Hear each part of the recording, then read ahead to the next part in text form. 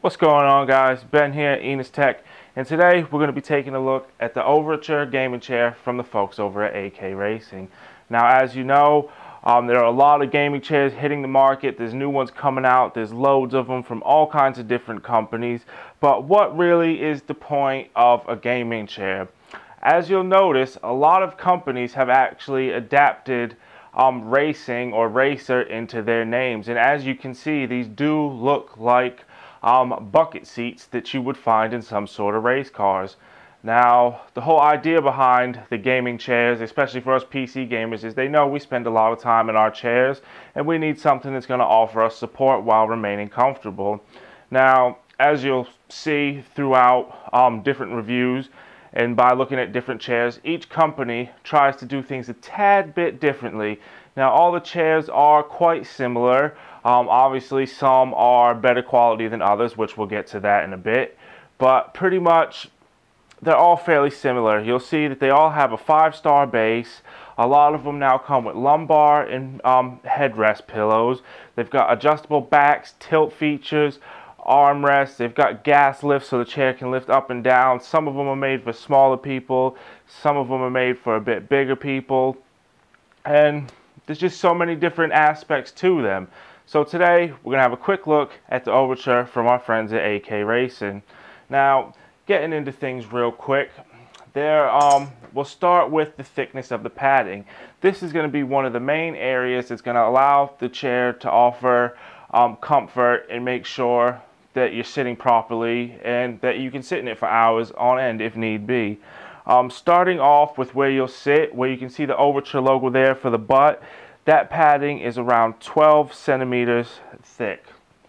The midsection, which will be behind your back, is around 10 centimeters thick. The headrest pillow is about 9 centimeters thick, and as you can see, it's actually quite small, which works out very well. Some companies tend to go with bigger headrest pillows, but AK Racing have got a nice small one that fits up there, and at the end of the day, it's definitely big enough for your head.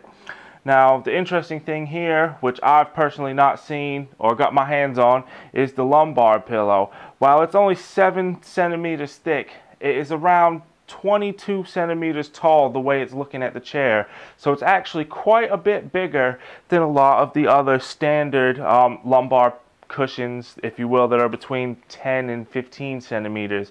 Those ones are generally also a bit thicker, so they pop out a bit more. So this AK Racing one, it fits, depending on your size, it may fit a bit better into the lumbar section of your lower back, and it may hopefully offer added support and comfort. Now, as we can see, the chair is made from a PU leather. It features a metal frame and has a high density mold shaping foam in it. Now, the high density part of it is what's going to allow it to last for years. It means pretty much that when you sit in it, it's not going to be all soft and cushiony like a pillow. While it's still comfortable, it's designed to be higher density, so it's going to last longer. It's going to take a little bit more of a beating. It knows you're going to be sitting on it for hours on end, and it doesn't want to lose its shape. It doesn't want to lose its density, so that's always good to see. As always, this chair features all the standard features that most gaming chairs do, which we'll take a look at now. Alright, so as with most gaming chairs, when you sit in them properly, we've got the lumbar support here, we've got the nice headrest here. I mean, you can use it for your head, or personally me, I like to stick them on my neck. Well, put the pillow in the back of my neck here, and then you can just do that. You know, I mean, it's just comfortable. Obviously, these chairs are meant to be ergonomical, so they're meant to help with your posture and everything and make sure that you don't get any aches or pains after long gaming sessions. Now, a lot of these chairs have a lot of different features. For one, the armrests, as you can see, we can move them up and down. We can move these ones up and down. Some have features where you can move them forwards and backwards and turn them a little bit, but up and down is more than suitable. You don't really need to go too crazy with it. At the end of the day, it's an armrest, so that's always nice to see. As you see, we have the recline thing, and as you can see, woo!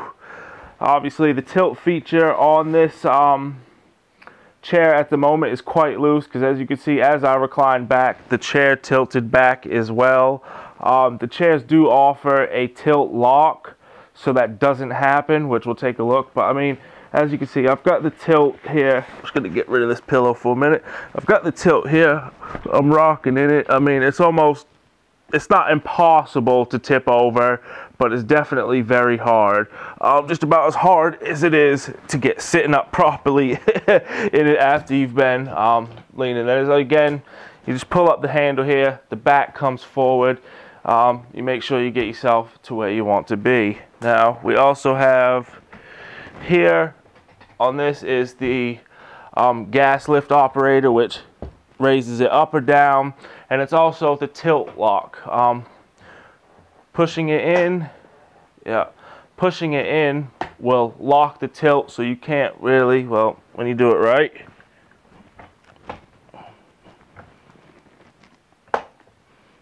Yeah, when you push it in, you lock it, so you can't, the chair, it doesn't tilt back as far as it does. Pulling the handle out, it releases it, and then you can, as you can see, I can rock back quite far in it.